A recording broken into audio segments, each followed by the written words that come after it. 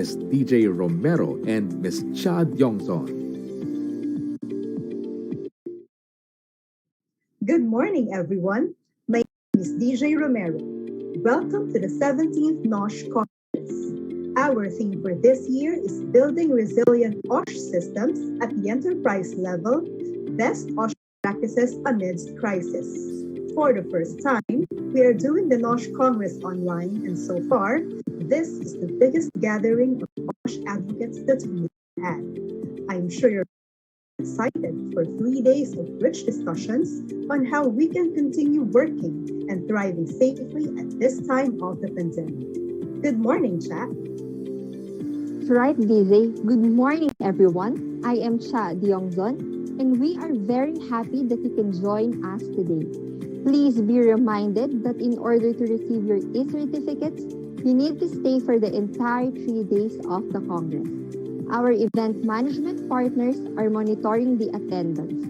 Only those who registered via TicketMelon and accomplished the evaluation form, which will be posted at the end of each day, will receive the certificate. For Day 3, everyone will be required to accomplish 2 evaluation forms. And now, let's give a virtual warm applause to the Executive Director of the Occupational Safety and Health Center, Engineer Noel C. Binag, who will now give his welcome remarks.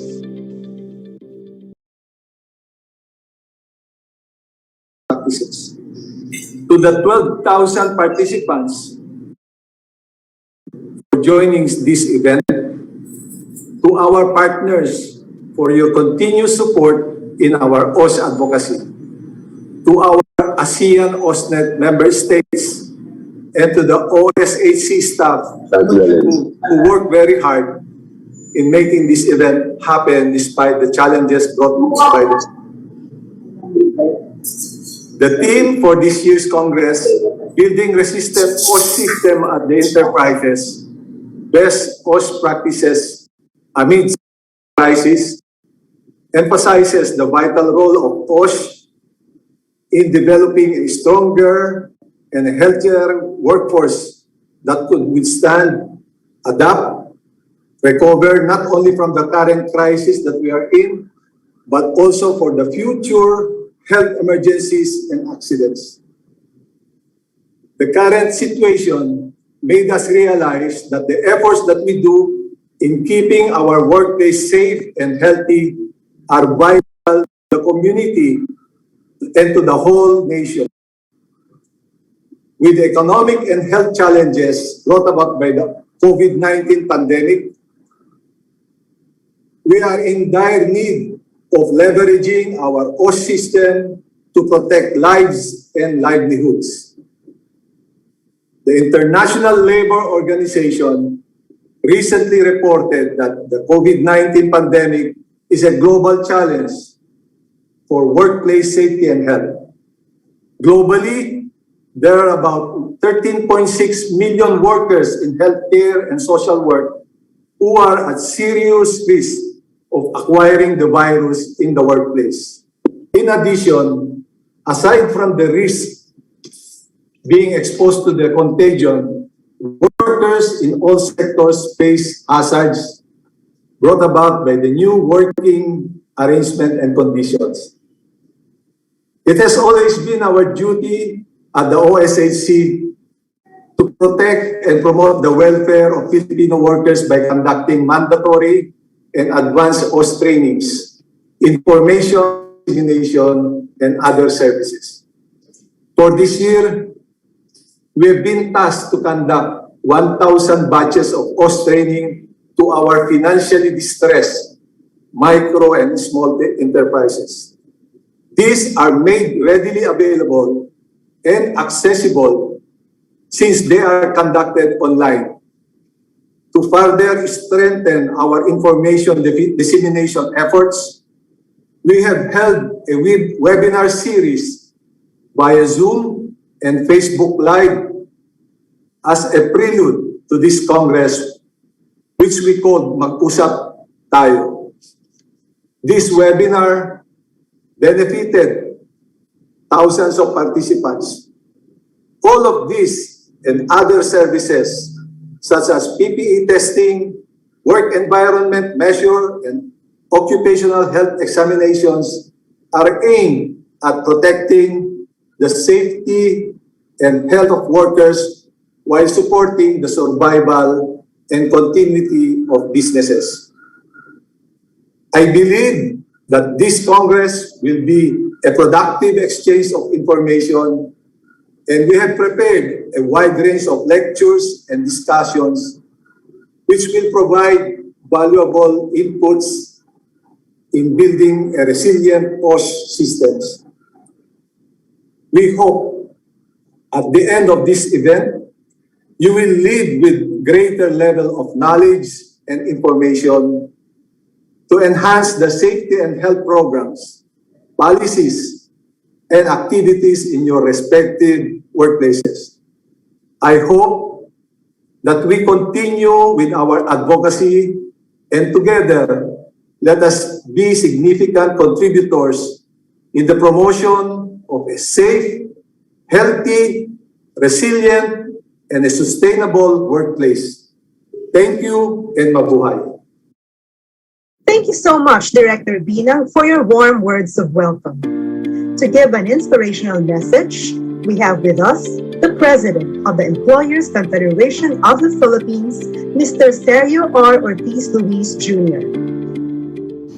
A pleasant morning to all the attendees, speakers, guests, and officers present today. Allow me to congratulate the Occupational Safety and Health Center, led by Executive Director Engineer Noel C. Binag, as the 17th National Occupational Safety Congress commenced today. With the theme, Building Resilient OSH System at the enterprise level, Best OSH Practices Amidst Crisis, we in the Employers Confederation of the Philippines fully support this initiative for this stronger and more developed OSH system would be beneficial for enterprises and our workers to thrive economically despite current limitations caused by COVID-19. This will also ensure a more productive, safe, and healthy workplaces for businesses. Here in ECOP, we believe that our employees are the greatest investment for organizations, and workplace illnesses, injury, or death impose a large cost on the overall productivity of the company, thereby impacting our economy. So it is only right to give utmost attention and importance to our employees' safety and health. For us in ECOP, OSH is non-negotiable. With ECOP's newly established Occupational Health and Hazard Safety Academy, we would also like to thank the Center for your guidance and support for making our plans possible. To end, let me once again congratulate and wish the best for the success of the 17th National Occupational Safety Congress and all of the incoming projects and partnerships of the Center.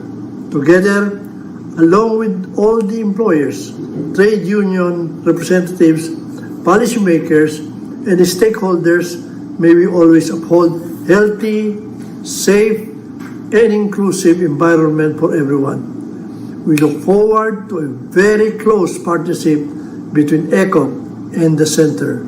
Thank you and good morning. Thank you, Sir Ortiz Luis. We also have an inspirational message from our Commissioner for the Employees Sector, Mr. Carlito P. Roble. Isang mapagbalayang araw sa ating lahat. Malugod na pagbati ang nais kong isalubong sa lahat na magiging kabahagi ng tanging pagtitipong ito.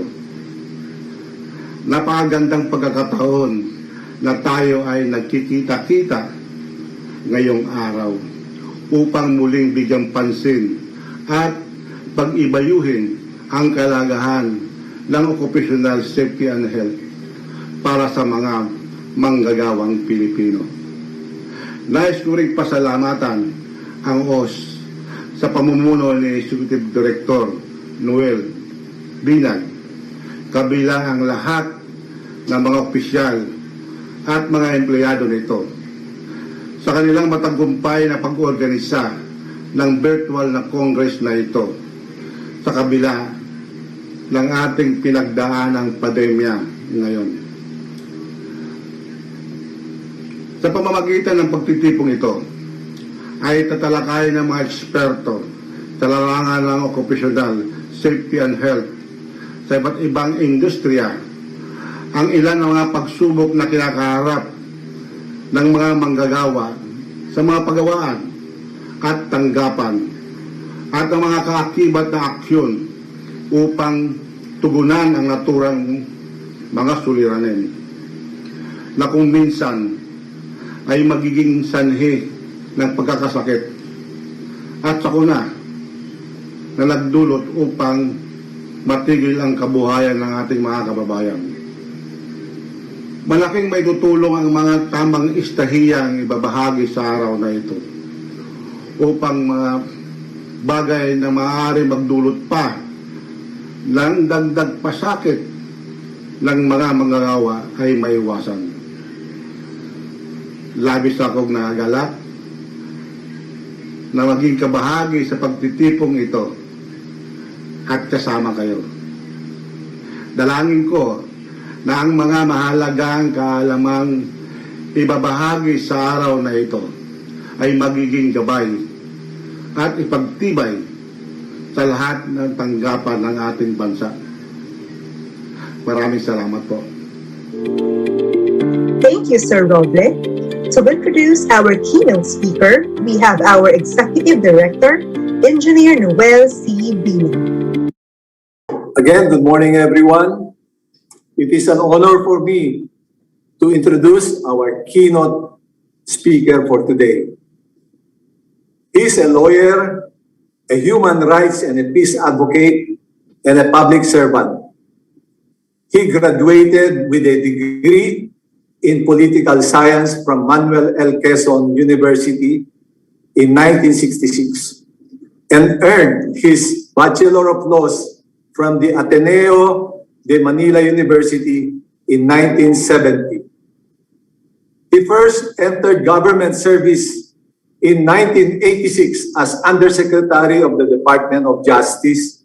Then he was appointed as Secretary of the Department from July 1991 to February 1992. He served as a Solicitor General from September 1996 to June 1998, and again as Justice Secretary in 1998. From 2001 to 2004, he served as the Chairman of the Government Negotiating Panel for talks with the CPP, NPA, and BF. He also worked as the President and CEO of the Philippine National Oil Company Development and Management Corporation from November 2004 to December 2005. He then became the General Manager and CEO of the Philippine Reclamation Authority from January 2006 to December 2006. He also served as a presidential advisor on the New Government Center from July 2007 to July 2008. Then, he became a cabinet secretary from July 2008 to February 2010. Currently, he is appointed as the Secretary of Labor and Employment. In 2019, a resolution has been filed in the House of Representatives, signed by 90 congressmen, to laud his achievements and outstanding performance as Secretary of the Department of Labor and Employment. They commended his leadership in programs which include, among aiming to end contractualization, creation of a one-stop shop, and protecting and promoting of the welfare of Filipino workers here and even abroad. For this year, he was given the Natatanging Cagayano Award for his valuable contribution to the for the promotion and protection of workers' rights in the Cagayan Valley region. He also assumed chairmanship of the governance group of the International Labor Organization. Without further ado, let us all welcome Secretary Silvestre Bebot Bello III. Maraming salamat, kababayan. Naka-Amerikano ka ngayon, napayat.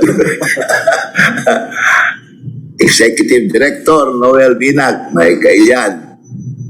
Uy, katatawag lang sa akin ni Rudy Grapete at saka ni Romy Sales na COVID pala silang dalawa. Oh. May I address also my idol from ECOP, Manong Sergio, perpetual na yata ito perpetual president of the Employers Confederation of the Philippines.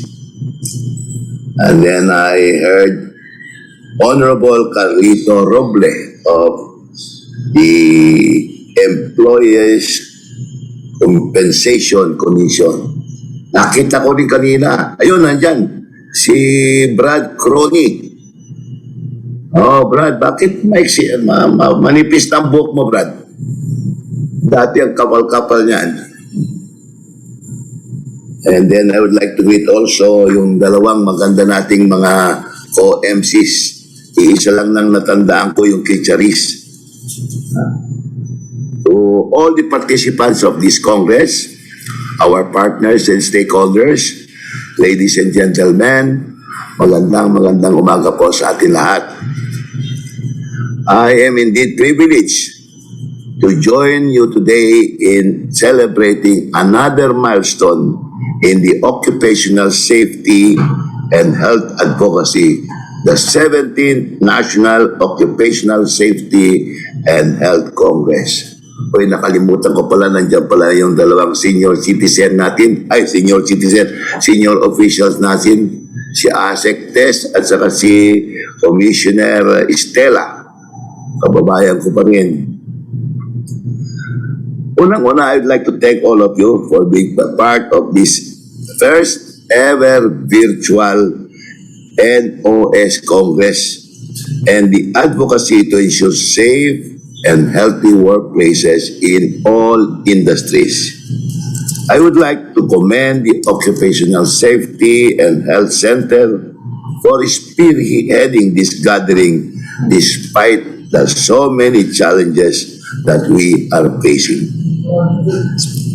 Our virtual assembly means a center on building resilient occupational safety and health systems, which are best practices amidst crisis, and this underscores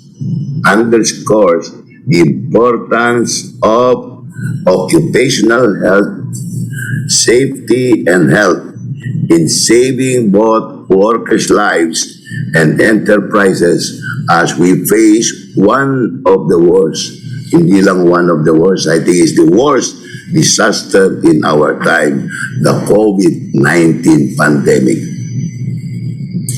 This global crisis has brought unprecedented health and economic challenges. It is thus pertinent to understand how occupational safety and health can make individuals and institutions resilient. Making workplaces resilient requires the establishment of an information and communication system which provides ample and relevant information on occupational safety and health to all the workers and the employers who need it at the right time. All stakeholders should know the inherent risks and as such, and of course to take the necessary steps to prevent their occurrence. This is what we in DOLE strive for. It is our mandate to instill the value of preventing work-related accidents and injuries, especially in workplaces across all industries. If you recall, we have issued Labor Advisory Number 14, year 2021, on the working conditions of delivery riders in the food delivery and courier activities. Bagong industry yan. We also issued Department Order Number 224, also the same year, which provides for the guidelines on ventilation as a means to prevent the spread of COVID-19 not only in workplaces but also even in public transportation. Last year, even before the pandemic started, we have issued Department Order Number 208, year 2020, which is designed to guide workers and employers in implementing effective mental health policies and programs in workplaces. Mental health has become indeed a mainstream concern when COVID-19 came about in our country.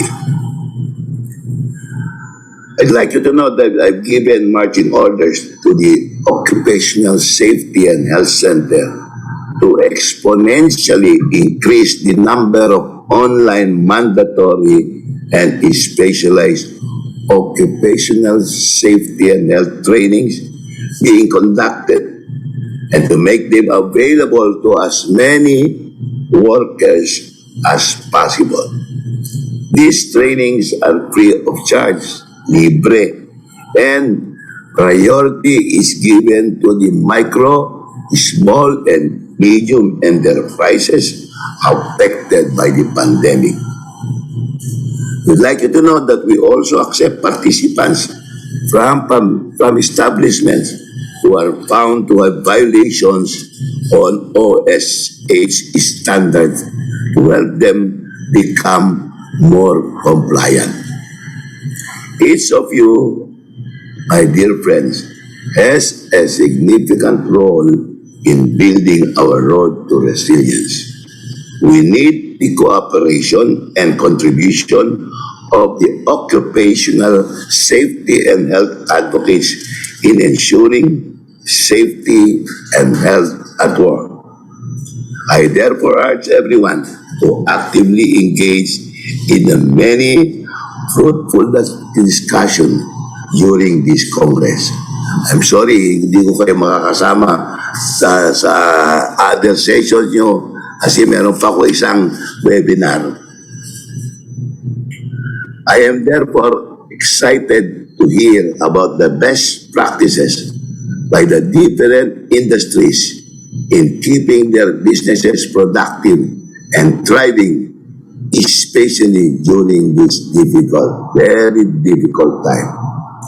From there, we will see how we can fine-tune these strategies to propel our economy and our nation forward.